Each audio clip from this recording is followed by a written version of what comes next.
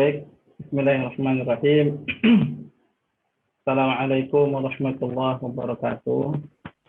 Waalaikumsalam warahmatullahi wabarakatuh.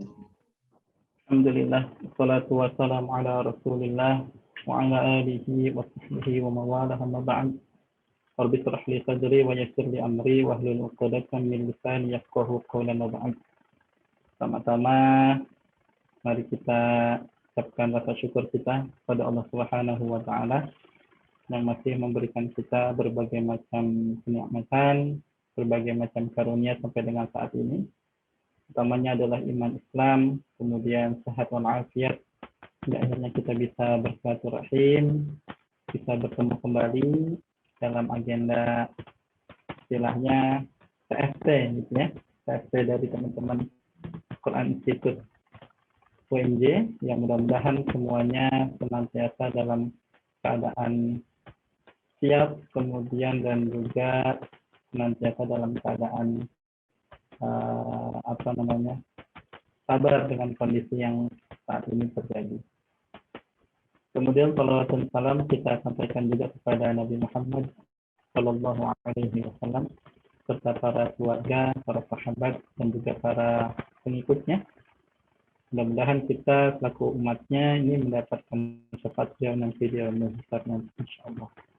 Baik, sebelumnya saya mengucapkan jazakumullah khairan atas undangannya dari teman-teman CI untuk agenda malam hari ini. Sebetulnya ditawarinya jam 1 gitu ya. Cuman qadarullah saya hari ini hari Ahad ya. Sejak pagi atau bahkan sejak kemarin itu qadarullah alhamdulillah aktivitas ada aja gitu ya. Dan dari pagi sampai baru pulang tadi maghrib gitu. Dan mohon maaf juga kalau misalnya nanti dari sisi materi sebenarnya nggak nyiapin juga gitu ya. Paling sifatnya lebih ke arah sharing dan juga hal-hal yang ingin teman-teman tanyakan, diskusikan, persilahkan gitu. Karena memang belum sempat buat materinya dan baru dikasih tornya kalau nggak salah malam gitu ya. Malam gitu. Jadi mohon dimaklumi dan mohon maaf, mudah-mudahan ini bisa jadi lebih maksimal nanti. Cuman ada sedikit slide saja yang ingin ditampilkan nanti. Dan sebelumnya saya pengen kenalan dulu nih sama teman-teman yang hadir pada malam hari ini. Saya pengen tahu ketua QI-nya yang mana. Ada ketua QI-nya yang mana ya? Ketua QI-nya suara cek. Ada? Cek.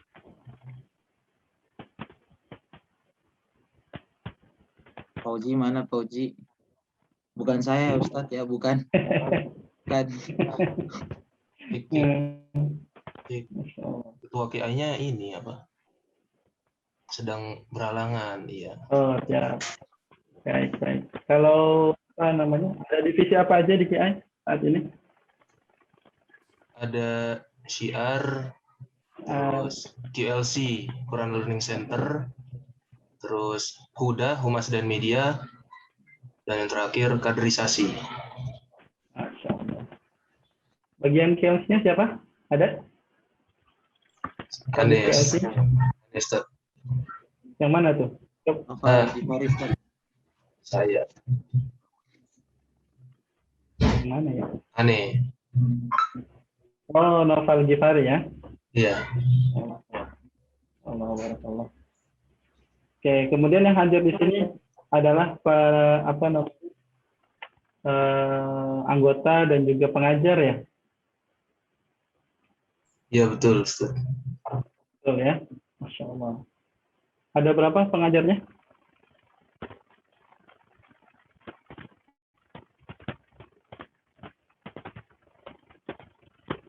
Biasanya kalau QI pengajarnya ratusan. Sertanya ya. Ini masih kerja sekitar 60-an, Ustaz. 60-an ya. Lebih ya. Mudah-mudahan tetap diskomahin buat ngajar, buat ngebimbing, terus memberikan kebermanfaatan buat teman-teman kita semua. Oke, teman-teman semua yang dirahmati Allah Subhanahu wa taala, tadi sudah diperkenalkan saya adalah jangan panggil Ustadz ya. Saya agak nggak enak gitu karena dari sisi keilmuan, dari sisi pemahaman juga masih belum banyak gitu ya. Tapi mudah-mudahan kalau sifatnya cuma sharing doang mah insya Allah masih nyambung dah. Cuman kalau tanya-tanya yang lain, waduh, Allahu a'lam bishawab jawabannya ntar.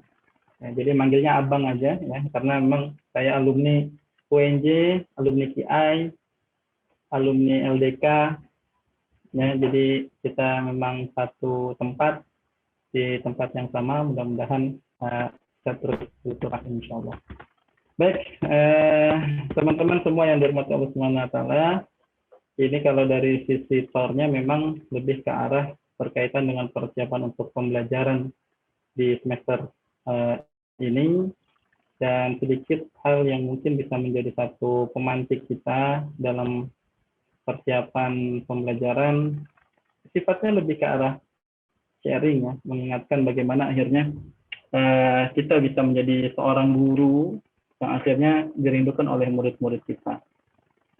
Baik, teman-teman rahmatnya Allah Subhanahu wa Ta'ala, sedikit mereview terkait dengan fungsi kita sebagai seorang pendidik, ya, sebagai seorang guru yang notabene-nya kita sedang kuliah di salah satu kampus pendidikan yang salah satu produk keluarannya adalah sebagai guru, sebagai tenaga pendidikan, dan saat ini teman-teman sedang berada dalam posisi tersebut, gitu ya, sedang dalam merasakan ataupun sedang mempersiapkan hal-hal tersebut.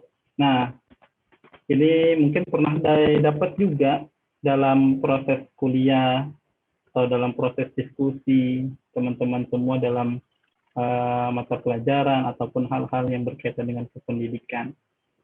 Namun kondisi ini menuntut kita lebih ya dalam rangka proses pembelajaran, baik itu mulai dari persiapan, mulai dari pelaksanaan sampai dengan evaluasi, ini menuntut lebih apa yang akhirnya kita laksanakan gitu ya. Ya akhirnya ya mungkin agenda yang kita jalankan selama ini kadang bisa menguap gitu aja gitu ya. Jadi hanya sebatas menggugurkan kewajiban kita, hanya sebatas menjalankan satu rutinitas harian yang kondisinya sebetulnya bisa lebih. Ya, seharusnya bisa lebih dan bisa memberikan efek ataupun dampak yang luar biasa bagi orang-orang yang ada di sekitar kita, khususnya bagi para murid-murid kita. Jadi kenapa saya mencoba diskusi ataupun sharing terkait dengan menjadi guru yang dirindukan, ini bagaimana akhirnya kita bisa memberikan satu nilai, memberikan satu bentuk inspirasi bagi orang-orang yang akhirnya merasakan kebermanfaatan dari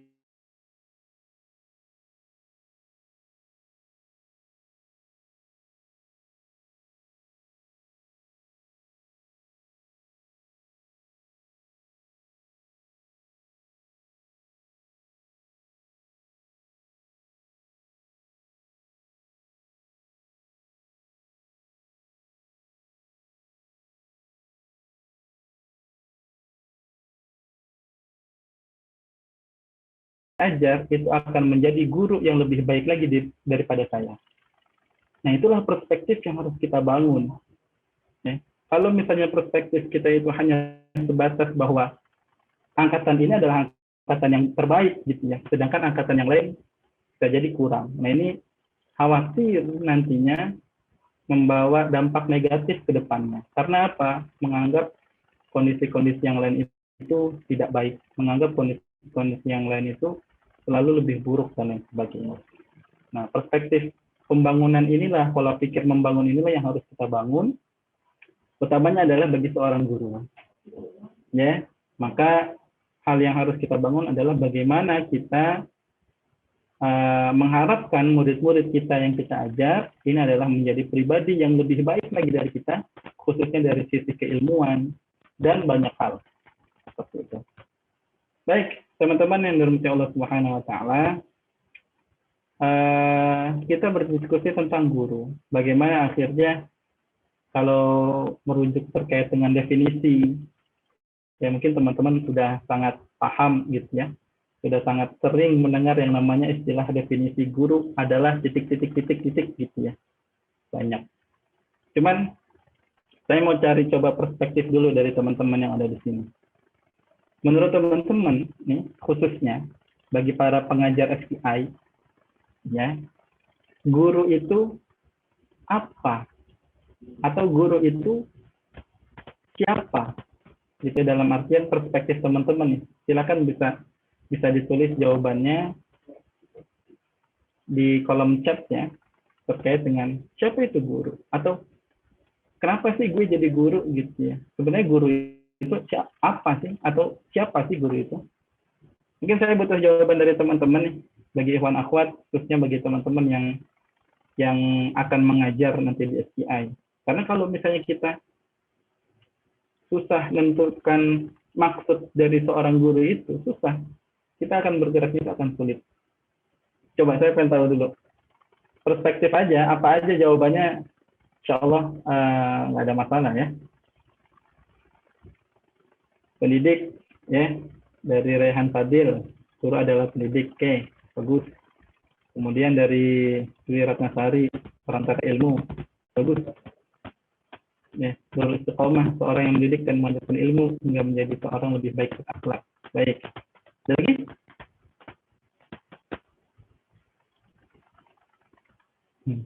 Oke, lagi pada nulis ya. Wah, guru adalah fasilitator.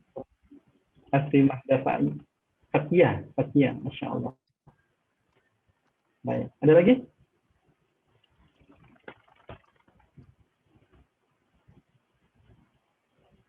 Apa aja yang terlintas dalam benak teman-teman terkait dengan guru? Pengalaman, baik. Guru adalah pengalaman. Oke. Guru adalah pembimbing. Guru adalah digugu dan ditiru. Guru adalah orang tua kita. Masya Allah. Ya, luar biasa. Nah, oke, kita stop dulu ya. Jadi semua jawaban betul. Semua berdasarkan dengan perspektif masing-masing teman-teman semua. Guru itu apa? Hingga akhirnya apa? Inilah yang akhirnya menjadi basic kita dalam proses menjadikan kita seorang pendidik atau pengajar. Ya, jadi tadi ada yang sampaikan bahwa guru itu pengalaman, nggak masalah, betul juga. Guru adalah fasilitator, guru adalah orang yang mendidik, gitu ya. Kemudian perantara ilmu, guru adalah pembimbing, ya. Guru adalah orang tua kedua. Semua jawaban betul. Tinggal bagaimana representatif kita terhadap guru itu kita aplikasikan kepada murid-murid kita. Ya. Jadi kalau misalnya kita rangkum, jadi kalau secara bahasa, guru itu adalah seorang pengajar satu ilmu. Ya. Ini tafadhol dari teman-teman bisa setuju atau enggak setuju gitu. Cuman intinya, ya, guru itu adalah seorang yang mengajarkan suatu ilmu. Ilmu apapun, ya nggak? Mau ilmu nyopet, ya, mau ilmu maling, mau ilmu hitam, ilmu putih, ilmu jingga, biru, semuanya. Kalau dia mengajarkan sesuatu, orang tersebut disebut dengan guru. Ya, bahkan dalam bahasa Indonesia, guru itu sudah mulai masuk ke ranah profesi. Ya, profesi yang sudah punya tugas pokok yaitu adalah mendidik, ya nggak? Mengajar, membimbing, mengarahkan, melatih, menilai, dan mengevaluasi semua proses pembelajaran kepada murid-murid kita. Ya, ini kalau kita searching terkait dengan definisi guru itu sudah banyak ya. Nah, tugas guru adalah, ini menurut Depstiknas tahun 2003 dikatakan bahwa tugas guru adalah mengajar. Makna mengajar menurut Depstiknas 2003 adalah bahwa mengajar merupakan proses membangun makna atau pemahaman terhadap informasi dan pengalaman. Jadi segala proses yang teman-teman peroleh, ya, segala hal yang teman-teman guru peroleh, itu disalurkan bagaimana akhirnya kita membangun makna, kemudian pemahaman terhadap informasi yang sudah pernah kita peroleh.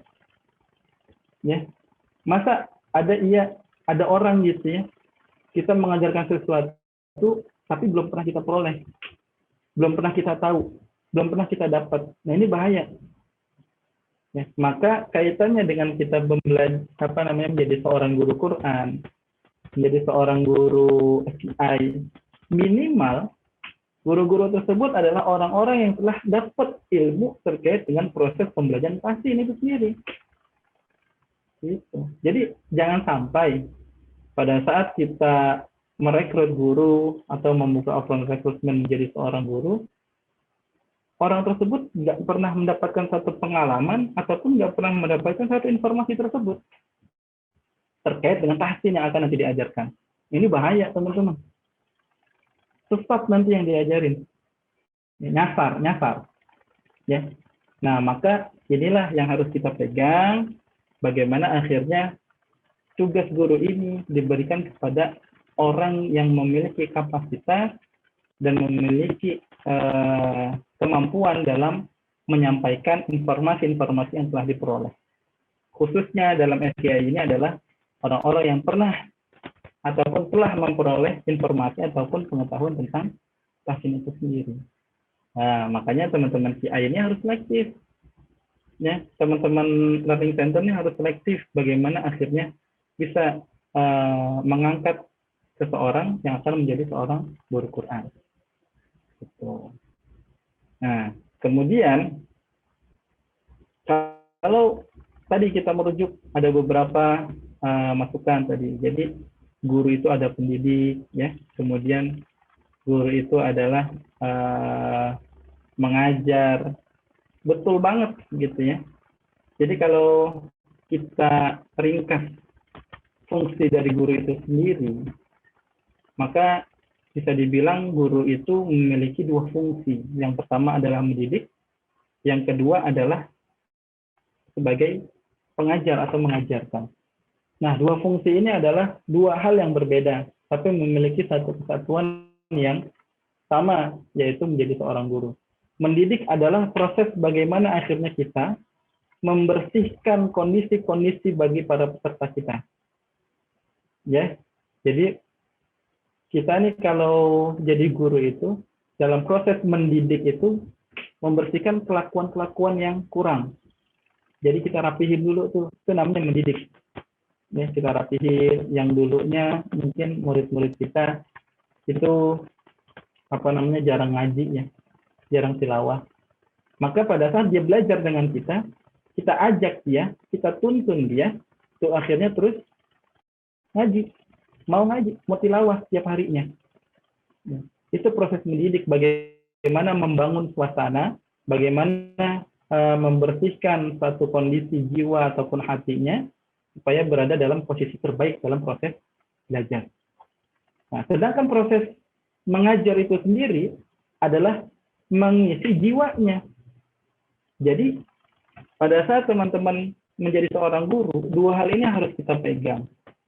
Bagaimana akhirnya kita mendidik dan juga kita mengajarkan yang telah diamanahkan kepada kita, orang-orang yang telah diamanahkan kepada kita sebagai murid. Ya. Pertama, teman-teman tadi harus mendidik. Mendidik ini adalah proses membangun perilaku yang menjadi pribadi yang lebih baik lagi. Ya, dirapihin tuh, ya, mungkin yang dulunya suka sholatnya bolong-bolong, ya, kemudian yang dulunya tilawahnya bolong-bolong. Pada saat kita mengajarkan, maka proses itu harus tumbuh. Proses memperbaiki diri itu tumbuh. Itu namanya mendidik. Ya. Kemudian masuk ke proses pengajar ataupun mengajar adalah mengisi ilmu yang akan kita sampaikan.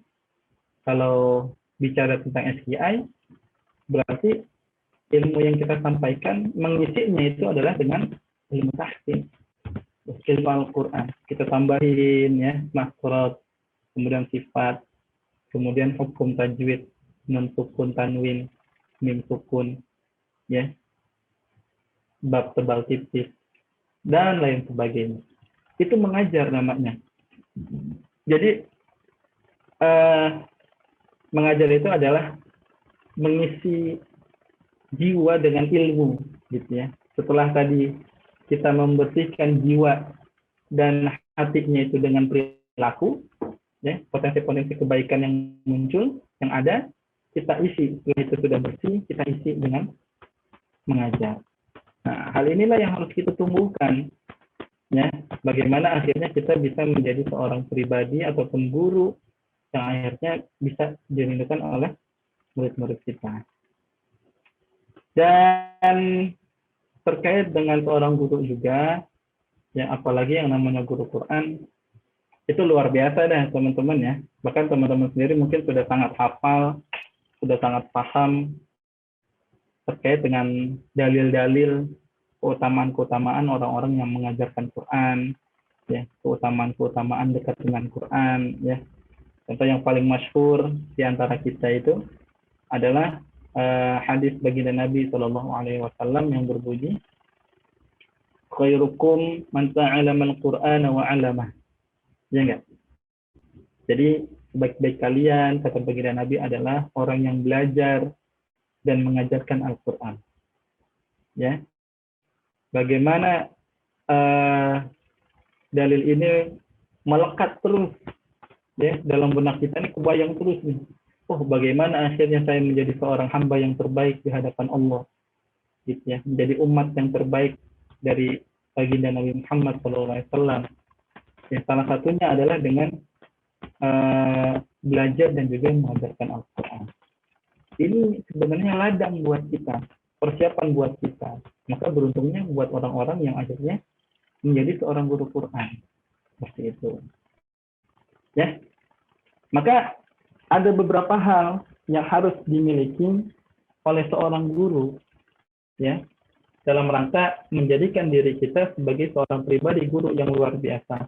Khususnya adalah menjadi guru yang ditunjukkan bagi murid-murid kita. Ya. Yang pertama, nih, ini baru masuk kita ke slide-nya. Yang pertama, seorang guru itu harus menjalankan perannya sebagai contoh, ya, jadi contoh tauladan bagi murid. Ini hal yang paling utama, teman-teman. Ya, bagaimana akhirnya seorang murid itu pasti sangat menirukan bagaimana seorang gurunya, atau bahkan bisa lebih, gitu ya. Kalau kita dengar peribahasa kan kayak gini, guru kencing berdiri, murid kencing berlari. Ya, kalau kita dulu belajar SD kayak begitu ya, SD, SMP itu peribahasa itu selalu gampang diingat lah, gitu ya. Artinya apa sih sebenarnya peribahasa itu? Maksudnya apa? Jadi maksudnya adalah kalau seorang guru, ya, mengajarkan satu hal yang baik, ya, ini niscaya muridnya akan melakukan hal yang lebih baik lagi ke depannya. Gitu. Tapi kalau misalnya gurunya ini mencontohkan satu perilaku yang buruk, maka hampir dipastikan muridnya juga akan melakukan satu kegiatan yang kondisinya pasti lebih buruk daripada yang dilakukan oleh sang guru tersebut. Itu. Maka ketauladanan, ya, contoh bagi seorang guru itu adalah hal mutlak yang harus dimunculkan, ya, sebagai inspirasi bagi murid-muridnya. Ya. Jadi kalau misalnya teman-teman saat ini mengajarkan tentang Al-Quran, mengajarkan dengan tahsin dan tajwid Al-Quran, maka guru-guru FKI ini pertama kali yang harus dicontohkan adalah bagaimana kita menerapkan hukum-hukum yang pernah kita pelajari tersebut dalam tilawah harian kita. Ya, itu. Jadi pada saat teman-teman ngaji, yang ngajinya sesuai dengan apa yang pernah dipelajari.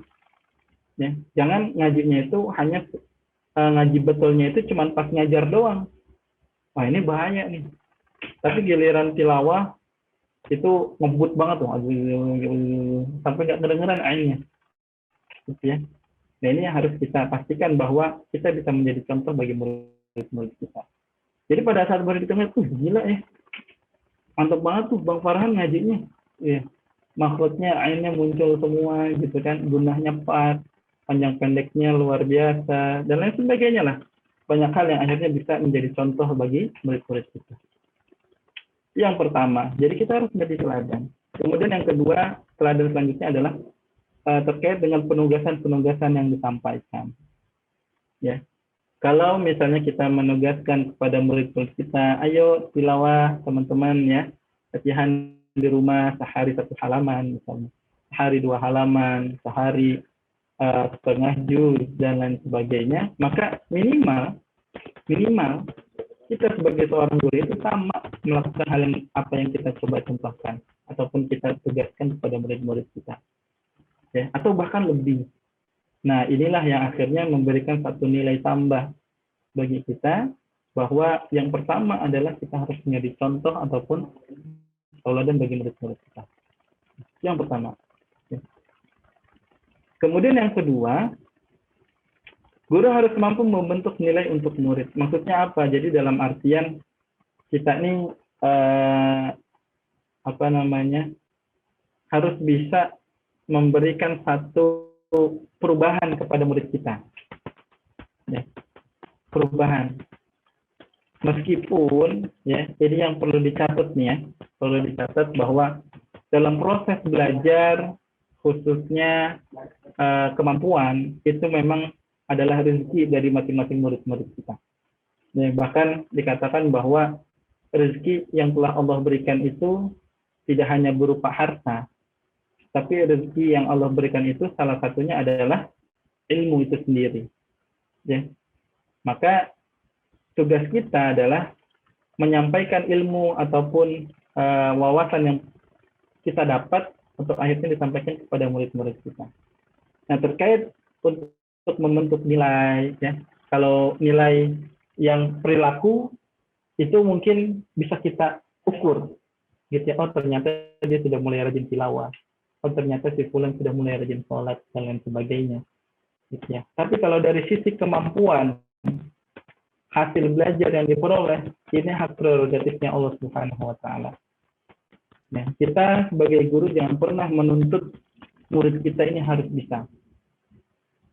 Jangan pernah menuntut itu, jangan pernah memberikan satu tekanan kepada peserta kita, murid-murid kita, untuk terus untuk Bapak harus bisa, kamu harus bisa, gitu ya. Ini sudah diajari beberapa kali, tapi kamu nggak bisa. Kamu lihat teman-teman yang lain, kenapa yang lain bisa kamu enggak? Nah, kata-kata ini yang harus kita coba hindari, ya. Karena yang namanya ilmu itu adalah rezeki, dan Allah memberikan rezekinya itu kepada orang itu sesuai dengan apa yang Allah kehendaki. Tugas kita sebagai guru hanyalah memberikan satu ilmu, menyampaikan ilmu. Masalah bisa itu urusan Allah Subhanahu wa Ta'ala. Tapi tinggal bagaimana pribadi kita dan juga pribadi murid kita ini memberikan satu stimulus atau tidak untuk memperoleh ilmu tersebut. Misal guru tersebut, kita sebagai guru apakah pernah mendoakan murid-murid kita dalam proses belajar? Yang pertama. Kemudian yang kedua, apakah kita pernah mendorong murid-murid kita untuk berdoa kepada Allah dan berikhtiar semaksimal mungkin? Ya. Itu yang perlu kita antisipasi, perlu kita pahami bahwa yang namanya penambahan nilai, ya, kemudian membentuk nilai, ini sifatnya adalah pemberian dari Allah. Cuman kita harus memberikan syariatnya itu adalah wajibnya itu adalah memberikan proses pembelajaran terus berjalan, gitu ya. Dan kalau untuk masalah nomor 2 ini saya keingat dengan ucapannya Kiai Haji Maimun Zubair, ya. Beliau mengatakan, kalau kalian mengajar, ya ngajar aja, gitu ya. Jangan kalian menuntut murid kalian itu bisa ini, bisa itu, gitu ya. Karena apa? Sejatinya ilmu itu dari Allah Subhanahu wa Ta'ala. Nah, itulah yang akhirnya memberikan satu jawaban bahwa tugas kita sebagai guru ini adalah membimbing, mendampingi, ya, untuk memberikan satu perubahan khususnya pembentukan nilai, kemudian dari sisi kemampuan keilmuan dan lain sebagainya. Ya, itu yang perlu kita catat bahwa membentuk nilai pada murid ini adalah satu hal yang luar biasa, hingga akhirnya segala amal yang mereka kerjakan dengan ilmu yang kita berikan, itu insya Allah memberikan satu nilai kebaikan buat kita juga. Nah, kemudian yang ketiga, kalau kita ingin menjadi guru yang dirindukan adalah guru yang memiliki wawasan, atau guru yang berwawasan. Kalau ini insya Allah teman-teman paham lah ya maksudnya. Jadi kita guru tahsin, ya, kita guru Quran. Maka perdalamlah ilmu tahsin tersebut. Maka perdalamlah ilmu tajwid tersebut. Ya, karena sebenarnya mungkin apa yang kita pelajari saat ini adalah sesuatu yang sangat ringkas gitu ya. Baru di luarnya doang gitu. Padahal dalam ilmu itu masih banyak lagi terkait dengan ilmu-ilmu yang lebih dalam terkait bahasan-bahasan yang kita sampaikan. Ditambah juga dengan wawasan yang lainnya, gitu ya, entah itu terkait dengan update-update terkini, ya, yang sedang rame, gitu kan. Kemudian tambahan-tambahan wawasan lainnya, gitu ya. Kalau misalnya usia-usia kita nih ngomongnya kita aja ya, usia kita, karena kita masih sama-sama muda, insya Allah. Mungkin ditambah sama tentang kalau anak-anak yang baru masuk kuliah itu biasanya masih suka heboh tentang hari kiamat, ya, tentang dajjal, ya, tentang hal-hal yang sifatnya membuat penasaran mereka gitu ya. Nah, inilah yang harus kita tambah wawasan kita. Ya, jadi jangan sampai akhirnya murid-murid kita ini bertanya kepada orang yang salah. Ya. Jangan sampai murid-murid kita ini bertanya kepada orang yang tidak tepat terkait dengan apa yang dia tanyakan. Tapi berusaha kita sebagai guru, kalau tadi dikatakan bahwa kita adalah sebagai orang tua kedua, sebagai seorang pendidik, sebagai seorang pengajar, maka hal itu minimal kita bisa mencoba memfasilitasi kondisi-kondisi tersebut. Tidak hanya sebatas proses pembelajaran yang saja yang kita kuasai, gitu ya. Mungkin ditambah dengan tambahan-tambahan ilmu yang lainnya. Tapi yang harus lebih diutamakan adalah terkait dengan ilmu yang akan kita sampaikan. Itu yang lebih diperdalam lagi. Gitu. Nah, kemudian yang keempat, yang terakhir adalah terkait dengan keikhlasan. Ya. Guru harus memiliki jiwa ikhlas.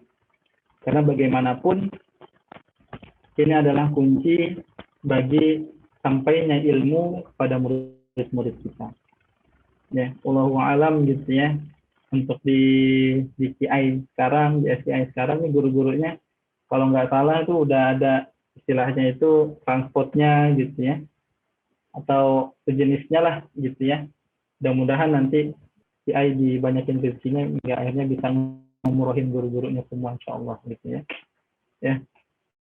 Nah, inilah yang harus kita jaga, ya, bagaimana akhirnya bentuk keikhlasan kita dalam proses menyampaikan, keikhlasan kita dalam proses mentransfer ilmu, ini juga sangat menentukan hasil yang akan diperoleh oleh murid-murid kita, atau bahkan kita sendiri sebagai seorang pengajar, bahwa tiada amal yang diterima kecuali dengan bentuk keikhlasan yang kita sampaikan kepada Allah Subhanahu wa taala. Ingat, ikhlas itu berbeda dengan pamrih gitu ya, atau tidak menerima apa-apa. Kalau banyak orang, saya ikhlas, saya nggak butuh apa-apa, nah itu salah juga gitu ya. Jadi yang namanya ikhlas itu adalah kita menjalankan satu amal perbuatan hanya mengharapkan ridhonya Allah Subhanahu wa taala. Jadi bukan tidak mengharapkan apa-apa ikhlas itu. Kita tetap mengharap, tapi yang kita harapkan adalah kebaikan dan juga keridhoannya Allah Subhanahu wa taala. Bisa jadi lewat keikhlasan kita itu Allah berikan satu kemudahan bagi murid-murid kita untuk menerima ilmunya, ilmu yang kita sampaikan. Boleh jadi dengan keikhlasan kita itu Allah berikan keistiqomahan kita untuk terus mengajar. Boleh jadi dengan keikhlasan yang kita tunjukkan dalam proses mengajar, bisa jadi Allah akan berikan satu keberkahan bagi teman-teman yang nantinya akan berjuang di CI ini. Nah, ini adalah kunci. Setelah tadi teman-teman jadi contoh, gitu ya, teman-teman membentuk pribadi menjadi yang lebih baik lagi. Kemudian teman-teman menjadi pribadi yang memiliki wawasan yang luas, ya. Ini adalah kunci, yaitu adalah keikhlasan. Kalau misalnya tiada ikhlas, maka hal 3 di atas ini istilahnya menjadi satu kehampaan gitu ya, kekosongan sendiri. Kalau apa namanya, saya mengutip ceramahnya Dr. Asep Supena, ya, pembina LDK, beliau mengatakan demikian. Jadi segala amal kita itu, wah ini beliau ngasih sambutan demikian. Kalau amal itu kita amal kerjanya banyak gitu ya, itu semua nilainya 0, kata beliau. Kita sholat 0, kita ngaji 0, kita ngajar 0, ya. Kemudian kita puasa 0. Lantas apa nilainya hingga akhirnya segala amal itu bernilai? Beliau katakan, kalau amal kita ingin bernilai, maka keikhlasan inilah yang menjadi satu nilainya. Karena ikhlas ini bernilai 1. Ya. Baik satunya itu ada di depan, ya, kemudian diikuti oleh angka-angka 0 tadi, baik satunya itu ada di belakang. Ya. 0,00000 itu tidak ada artinya dibandingkan dengan 0,0001, masih ada nilainya, gitu ya. Baik di depan mau di belakang, keikhlasan ini menjadi satu nilai tersendiri bagi kita semua. Maka hal ini cukup kita kuatkan, gitu ya, 4 pilar ini untuk akhirnya bisa menjadi seorang guru yang akhirnya bisa memberikan satu kebermanfaatan dan juga bisa memberikan satu hal yang inspiratif buat murid-murid kita. Dan karena bagaimanapun guru itu adalah kalau tidak salah ada yang menulis juga bahwa guru itu adalah digugu dan ditiru.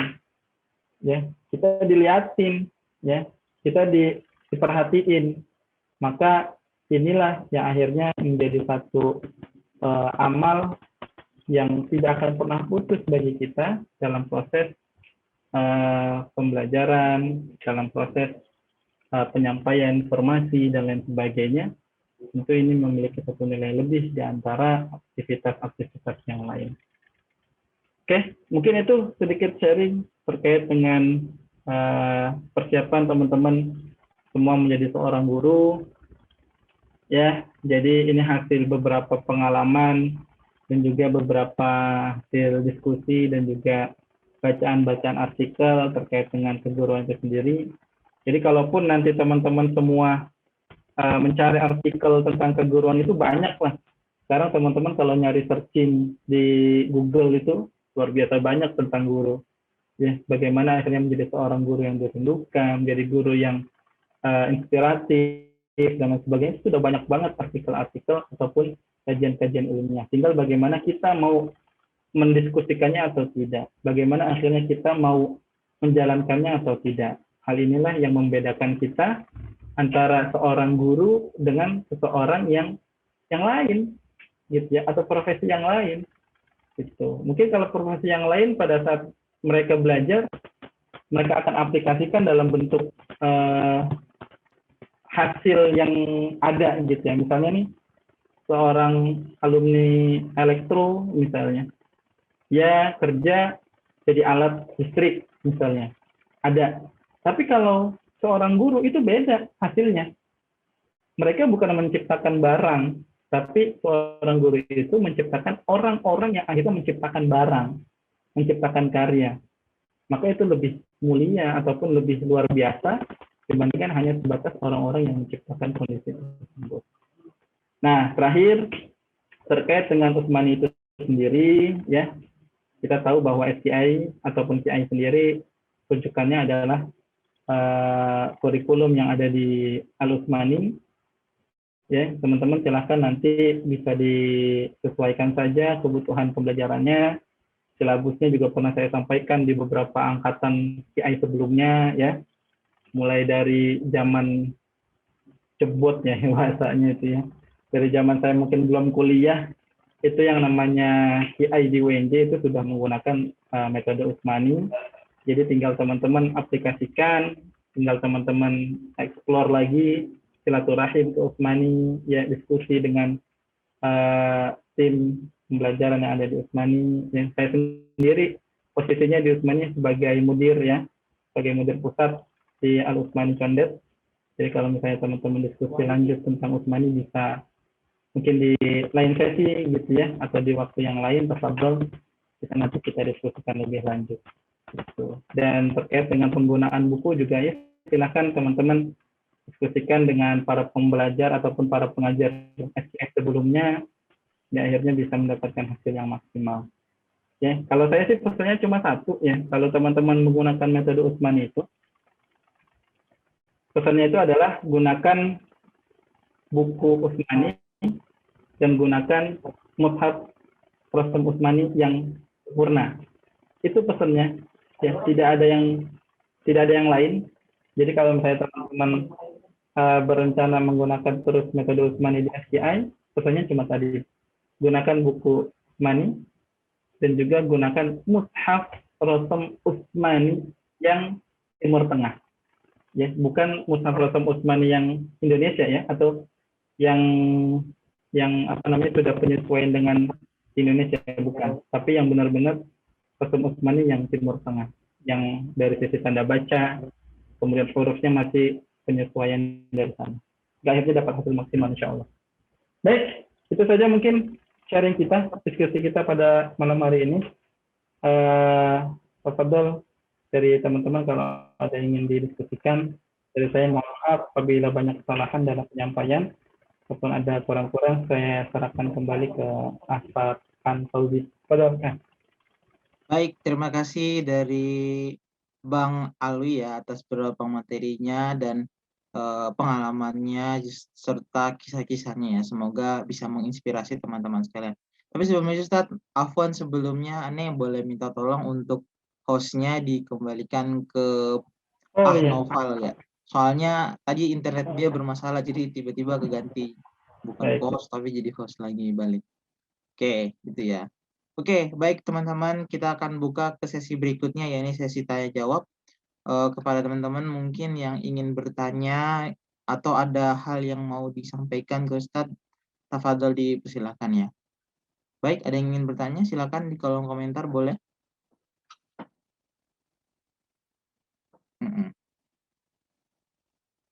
Oke. Ada yang mau bertanya, teman-teman? Ya, sebelumnya juga afwan Ustadz, saya belum sampai ke tingkat pengajar Ustadz ya. Soal tahsin 3 saya ngulang 3 tahun Ustadz. Susah banget. Nah, ya, saya juga sama. Iya. Jadi baru mulai lagi tahun ini ya. Mudah-mudahan lulus. Susah sekali lisannya. Lisannya.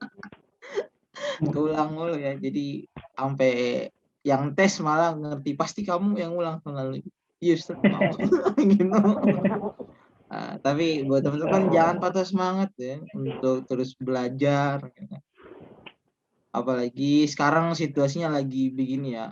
Kita biasanya itu melingkar ya di Meni ya, atau tempat lain. Sekarang kita harus benar-benar full online gitu kan. Rumah masing-masing. Nah, oke, ada yang ingin bertanya teman-teman? Dari KI mungkin ada yang ingin bertanya, dari teman-teman pengajar ada yang ingin bertanya? Noval mau bertanya, Noval? Ayo, tuh ada yang nanya, alhamdulillah. Ustadz, Ana izin bertanya, cara efektif untuk proses talaki di saat pembelajaran tahsin online itu gimana, Ustadz? Dari Nur Aulia Afrianti. Baik. Jadi kalau kita di Utsmani itu ada beberapa cara ya. Ini tergantung dengan kondisi guru masing-masing dan juga kelasnya masing-masing. Jadi kita kalau proses talaki itu, pertama yang jelas peserta itu harus pegang mushaf. Ya, kita harus pegang mushaf juga. Jadi kita tentukan surat yang akan kita baca, Pastikan peserta membuka mushaf itu dan juga melihat bacaan yang nanti akan kita talakikan. Yang pertama. Kemudian yang kedua, semua proses pembelajaran, ya, baik guru di level pratahsin, kemudian baik guru di level tahsin 2, ya, atau di tahsin paling tinggi di KI gitu ya, dari mulai kelas tahsin paling bawah sampai dengan kelas tahsin paling tinggi, proses talakinya itu harus sesuai dengan kaidah-kaidah tajwid. Ya, jadi jangan mentang-mentang teman-teman ngajar kelas pratahsin 1, bacanya cuma Bismillahirrahmanirrahim. Alhamdulillahirabbil alamin. Cuma sedapatnya. Jangan, ya. Semua proses talaki bagi seorang guru, ya, itu harus sesuai dengan kaidah tajwid dan juga kaidah pembelajaran yang pernah teman-teman peroleh pada saat belajar. Ya, dan posisi suaranya itu harus jelas, kenceng, dan juga jangan terlalu cepat, ya, untuk proses talaki. Jadi ini yang harus teman-teman perhatikan. Jadi jangan samakan proses talaki dalam proses belajar, disamakan temponya itu pada saat kita tilawah individu. Individu itu maksudnya kita lagi habis sholat, kita tilawah gitu ya. Karena kan kadang temponya berbeda. Ini yang perlu diperhatikan. Yang namanya talaki bacaan pada saat proses belajar itu adalah kita mentransfer bacaan kita yang mentransfer bacaan yang sesuai ya, dengan jelas dan maksimal. Ya, itu yang jadi catatan penting dalam proses talaki. Ya, terkait dengan kondisi-kondisi teknis dalam proses pembelajaran online, misal jaringan sulit, ya, suara kresek-kresek dan lain sebagainya, wallahu alam gitu ya. Mudah-mudahan tidak banyak kendala dalam proses pembelajaran tersebut. Tapi yang jelas kita berikhtiar semaksimal mungkin untuk mencontohkan bacaan yang sesuai. Kan dalilnya ada sih ya. Kalau teman-teman tengok dalam surah Al-Qalam, ya, surah Al-Qalam di bagian bawah ayat sekitar ayat 15 sampai dengan 17 bunyinya A'udzubillahi minasyaitonirrajim. La tuharrik bihi lisanaka lita'jala bih. Ya. Inna 'alaina jam'ahu wa qur'anah. Fa idza qara'nahu fattabi' qur'anah. Tsumma inna 'alaina bayanah. Ini ayat ini turun, ya. Ayat ini turun. Jadi pada saat malaikat Jibril alaihissalam menyampaikan wahyu kepada baginda Nabi, kemudian baginda Nabi membacanya itu terlalu cepat. La tuharrik bihi lisanaka lita'jala bih. Ya Muhammad, janganlah engkau terlalu cepat menggerakkan lidahmu. Inna 'alaina jam'ahu wa qur'ana. Sesungguhnya kami yang akan mengumpulkan Al-Qur'an di dadamu. Ya. Kemudian ayat selanjutnya itu kita diminta untuk mengulangnya itu pada saat kita sudah selesai dibacakan, ya, dan seterusnya. Dan teman-teman bisa cek dalam surah Al-Qalam. Intinya dalam proses talaki itu jangan terlalu cepat. Ya, murid kita juga disampaikan bahwa pada saat pengulangan bacaan masing-masing nanti jangan terlalu cepat, jangan buru-buru. Dengerin dulu secara maksimal, baru diulang secara maksimal. Seperti itu, ya. Itu untuk proses talaki. Wallahu a'lam bishawab. Oke, baik, itu tadi jawabannya untuk Nur Alia ya. Semoga membantu. Nah, kita akan ada satu pertanyaan lagi, mungkin ada teman-teman. Oh, ada tadi. Nah, izin bertanya Ustadz dari KLC Siva ya. Kalau kita inisiatif membuat PPT berdasarkan pada buku, bagaimana pendapatnya Ustadz? Nggak apa-apa, bagus malah. Jadi gini, ya.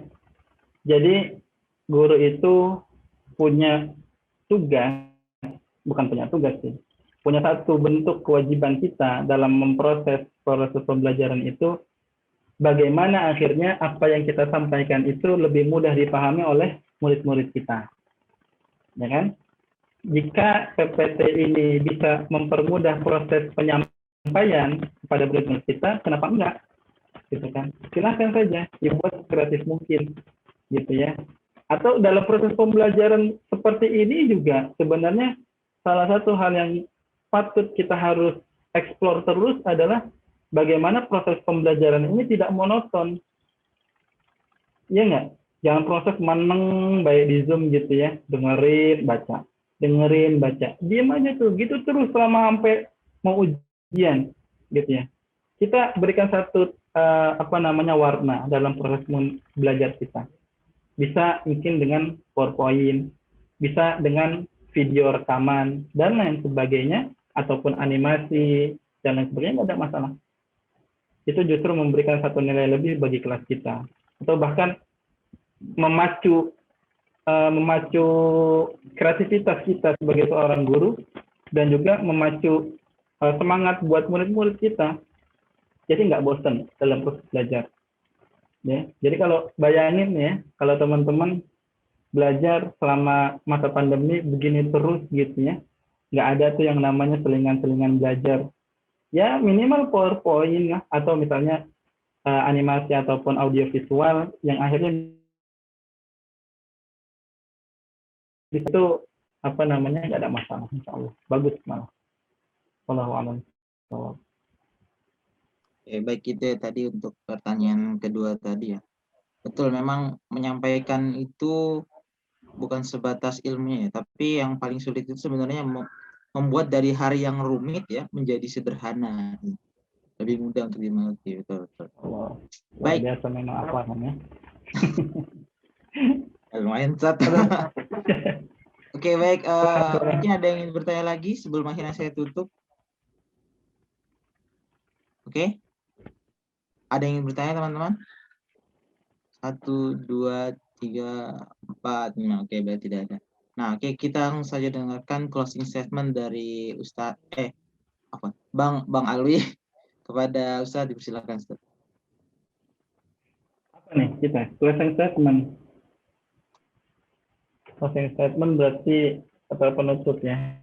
Jadi intinya buat teman-teman semua ya, bagi pengelola ya, bagi pengajar ya, ini tetap jaga keikhlasan, kemudian jaga kesabaran, istiqomahan, karena bagaimanapun proses ini adalah proses yang tidak cepat ya, dalam artian butuh waktu, butuh kesabaran ya. Kuncinya adalah bagaimana akhirnya kita bisa memberikan yang terbaik, ya akhirnya apa yang kita sampaikan tersampaikan dengan baik, murid kita menerima dengan baik, gitu ya. Kemudian kita bisa menjadi satu contoh bagi murid-murid kita, ya akhirnya bisa memberikan satu nilai tambah bagi orang-orang yang akhirnya belajar, karena dalam proses belajar ini butuh waktu ya. Silakan teman-teman nanti bersabar ya, membina, menabur benih gitu ya. Dan nanti insya Allah semua hasil yang kita tanam itu memberikan satu buah yang manis, dan bisa satu pohon itu tidak hanya untuk satu orang, tapi bahkan bisa satu kampung ya, satu desa, bahkan satu negara itu sendiri. Dan akhirnya kita menuaikan hasilnya semua insya Allah. Baik, itu saja Pak Farhan. Oke, baik ya teman-teman, sudah kita dengarkan sama-sama tadi tauji dari Bang Alwi ya. Semoga ilmunya benar-benar bisa bermanfaat untuk kita semua ya. Kita ambil yang baiknya karena semuanya baik, amin. Nah itu mungkin ya dari Ustaz Alwi. Terima kasih Ustaz, jazakumullah khair untuk materi malam hari ini. Terima kasih sudah repot-repot ya bisa datang ke sini, bahkan H-1. Apapun Ustaz ya. Maaf ya. Mudah-mudahan sehat selalu Ustaz. Oke. Baik, teman-teman, saya mohon izin pamit. Mudah-mudahan segala kesalahan dalam proses penyampaian ataupun ada yang kurang berkenan, saya mohon dimaafkan. Karena yang salah dari saya pribadi, yang benar dari Allah Subhanahu wa Ta'ala. Mohon izin undur diri. Hadanallahu wa iyyakum ajma'in. Wassalamualaikum warahmatullahi wabarakatuh. Waalaikumsalam warahmatullahi wabarakatuh. Waalaikumsalam warahmatullahi. Terima kasih. Teman-teman izin mohon pamit. Ya, dipersilakan Ustaz. Bang, dipersilakan Bang. Oke, baik ya. Tadi sudah kita sama-sama dengarkan taujih ya, yang mudah-mudahan bisa menjadi penyemangat kita untuk menyampaikan materi ya. Adanya KLC di KIA ini juga sebagai bentuk medium ya teman-teman. Kalau kita tahu, kalau di istilah pembelajaran itu ada materi, medium, dan peserta didik. Jadi tugas KLC yang ada di sini adalah sebagai perantara agar ilmu yang teman-teman miliki, yang telah teman-teman pelajari itu bisa tersampaikan ke peserta. Ingat pula ini adalah kita dalam hal menyampaikan materi-materi yang baik gitu. Untuk baca Al-Quran apalagi ya, yang akan terus dipelajari terus-menerus hingga masa tua nanti yang insya Allah amal jariahnya pun akan terus berjalan. Oke, nah kita akan lanjut ke sesi berikutnya, yakni kita akan sedikit dengarkan info-info menarik ya.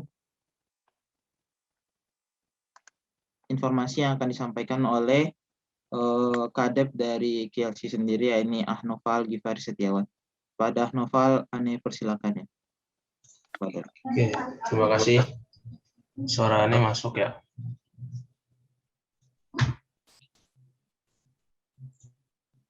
Oke, bismillahirrahmanirrahim. Assalamualaikum warahmatullahi wabarakatuh. Waalaikumsalam warahmatullahi wabarakatuh. Ini izin share screen ya untuk menyampaikan beberapa info terkait SKI yang akan kita jalani ke depan. Sudah muncul ya? Sudah belum? Sudah. Oke, bismillah. Ini izin bacakan sedikit. Tertib ya. Dari studi Quran intensif LSO Quran Sit WJ tahun 2021 ini atau di semester 114. Yang pertama ini untuk pengajar ya, yang pastinya. Yang pertama menjaga niat ikhlas karena Allah Subhanahu wa taala. Yang kedua menjaga adab sesuai keagungan Al-Qur'an, seperti misalnya berwudu sebelum menjalani pembelajaran dan menjaga wudu itu sampai akhir pembelajaran, seperti itu contohnya. Terus yang ketiga, senantiasa menambah dan mengembangkan ilmu yang telah dimiliki. Yang keempat, senantiasa menjaga kualitas dan kuantitas bacaan Al-Quran. Ya. Jangan sampai bacaan Al-Quran kita justru menurun pada saat menjadi pengajar. Gitu. Yang kelima, senantiasa menjaga dan menambah hafalan Al-Quran. Kalau bisa, para pengajar atau ustadz di sini bisa ikutan program hafalan untuk selalu menjaga dan menambah hafalan Al-Qurannya. Yang keenam, tepat waktu dan komitmen dengan amanah yang dipegangnya. Selanjutnya yang ketujuh, mencari pengajar pengganti bila berhalangan hadir atau mengganti pembelajaran di hari yang lain.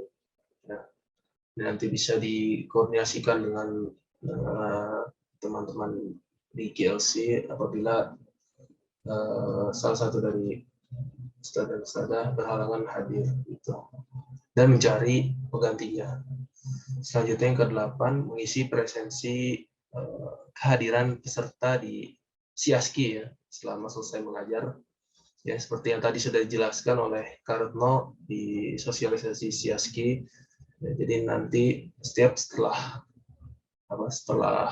pembelajaran atau kegiatan belajar, para ustazah bisa mengisi presensi kehadiran dari peserta gitu. Jadi bukan peserta yang mengisi absen, tapi pengajarnya gitu yang mengisi presensinya sesuai dengan yang di website. Selanjutnya yang 9, menyiapkan perangkat pembelajaran pada saat mengajar. Nanti perangkatnya akan kita share screen, kurang lebih sama mirip-mirip kayak yang tahun-tahun sebelumnya perangkatnya sesuai dengan level tahsin yang diajar tentunya. Selanjutnya yang ke-10, memberikan keteladanan yang baik kepada peserta. 11, memberikan motivasi atau penguatan kepada peserta. 12, menganjurkan peserta untuk mengikuti program lain yang berkaitan dengan interaksi Al-Quran. Ya. Nah, mungkin apabila ada peserta yang bacaannya sudah baik, gitu bisa disarankan untuk mengikuti misalkan perlombaan atau belajar tahsin di luar dari SKI gitu. Selanjutnya menyetorkan presensi kehadiran manual peserta maksimal saat UAS SKI ya. Jadi direkap data kehadiran dari peserta. Jadi nanti pengajar diharapkan dapat membuat ininya ya, backup-annya selain yang di website, presensinya gitu. Agar kalau misalkan ada apa-apa yang di websitenya bisa ada ininya apa, gantinya atau backupnya. Selanjutnya yang ke-14, konfirmasi kehadiran serta mengikuti setiap agenda TFT ya, training for trainer seperti ini. Ya, nanti insya Allah akan ada lagi di pertengahan SKI dan juga di akhir SKI dan juga mutako pengajar.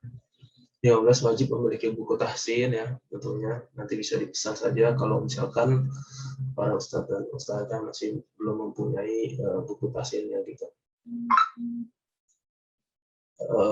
Yang ke-16, pengajar menguji peserta pada saat UAS ya, disesuaikan dengan jadwal KBM masing-masing serta melakukan penginputan nilai pada SIASKI ya.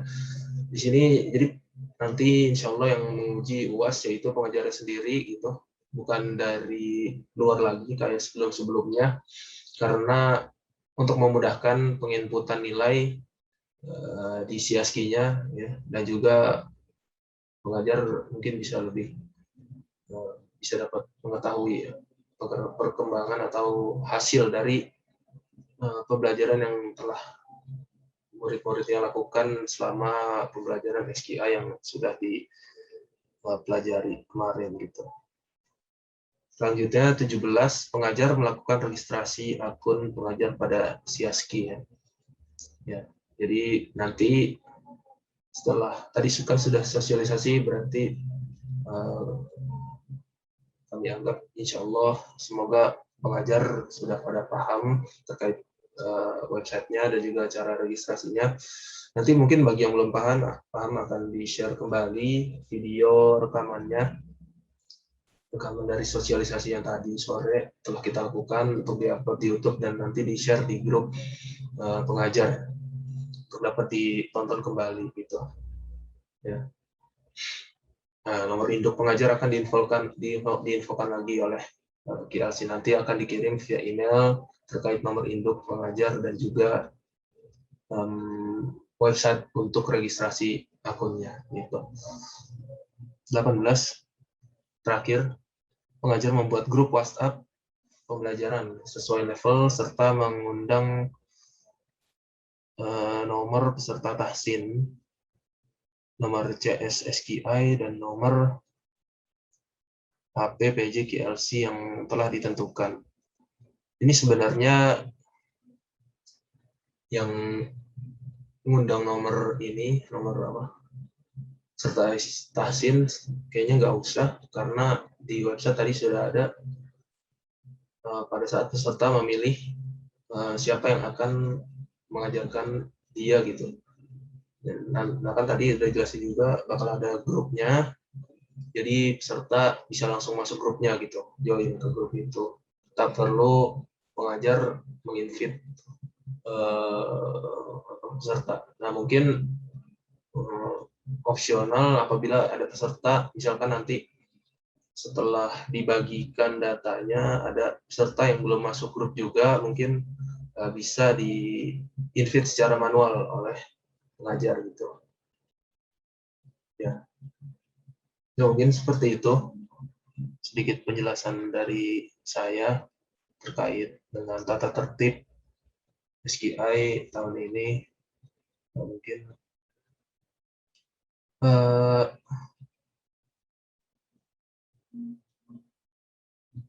ada yang pengen ditanyakan mungkin. Nanti insya Allah akan dibagikan juga ya ininya, filenya di grup, di-share juga untuk bisa teman-teman atau ustadz-ustadzah baca lagi gitu.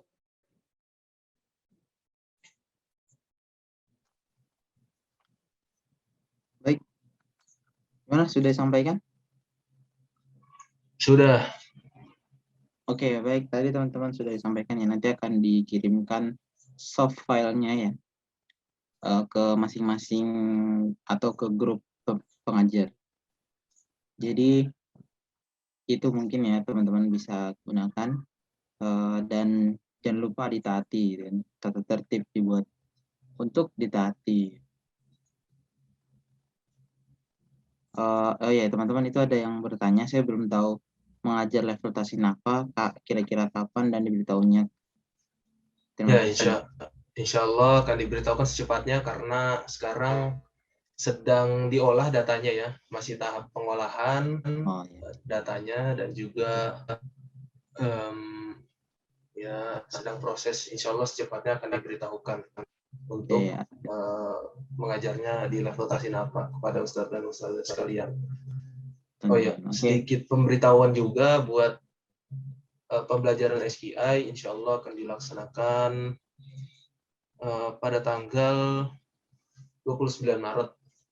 Ya, dimulai dari hari Senin tanggal 29 Maret 2021. Gitu. Ya, Oke. Itu jawaban dari Ane. Ada lagi mau ditanyakan? Oke ya, baik teman-teman.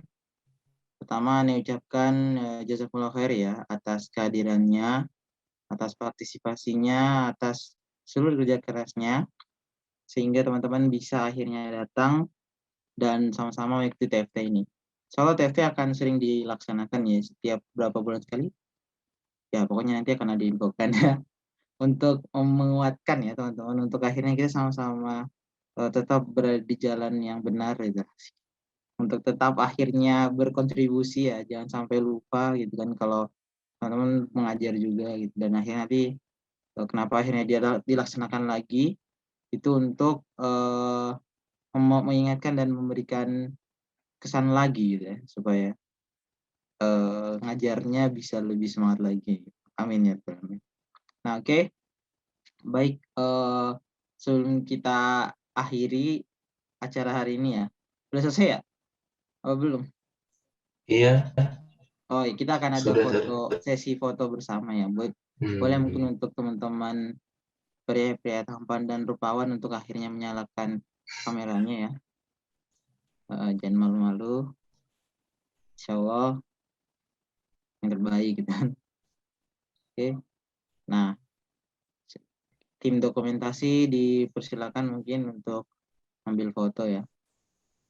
Ada Rian yang pakai kaos dulu. Astaga Rian. Oke. Sudah bisa foto. 1, 2, 3 ya. Oke, dokumentasi dulu. Nah, baik. Foto lagi? Udah. Oke, udah. Udah, oke. Jazakumullah khair kepada teman-teman panitia dan seluruh jajarannya, serta teman-teman pengajar, serta teman-teman GI atas kehadirannya di malam hari ini yang cerah ceria besok Senin. Semoga teman-teman ilmunya bisa diterima, dimanfaatkan yang tadi ya, yang sudah dikasih tahu untuk menjadi pengajar yang baik, menjadi guru yang diingat gitu kan. Ane kurang lebihnya mohon maaf, Ane Farhan Fauzi pamit undur diri. Afwan bila ada salah kata, ada perkataan yang kurang mengenakan untuk teman-teman sekalian. Sekali lagi, Ane hanyalah manusia, hamba sahaya, karena kesempurnaan hanyalah milik Allah Subhanahu wa taala.